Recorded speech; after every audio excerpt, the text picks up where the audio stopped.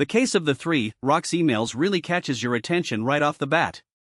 If you've ever sent a message to your manager at 3:30 in the afternoon and never heard back, you're not alone. The Times piece dives into how a growing number of bosses simply don't respond to those late afternoon emails, even when the content is urgent. The article opens with a friendly letter from a reader, our work buddy, who complains that her supervisor tends to ignore all digital correspondence, and especially the snapshots of tasks that come in the last half hour of the day.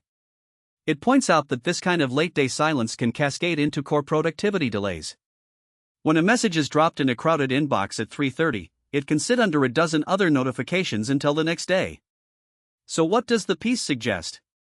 First, identify the key timing of your communication. If you know that your manager's inbox becomes a haystack in the late afternoon, try to schedule your requests in the morning or early afternoon. The article reminds readers that an early morning email can often clear the way for immediate attention, whereas a 3:30 pulse tends to get buried. Second, brief, focused titles help. The Times article shares that concise subject lines prompt quick sorting and filtering by the recipient's priority function. The writer notes that fewer words and a direct mention of the core question or request boost the odds of a prompt reply. Match the headline of the email to the headline of the story, essentially. Third, set realistic expectations. The piece urges readers to recognize that managers are routinely juggling. Soon after all, a late evening ping might feel urgent in your head, but the boss could be wrapping up a priority that's over the holiday or the week's end deadline.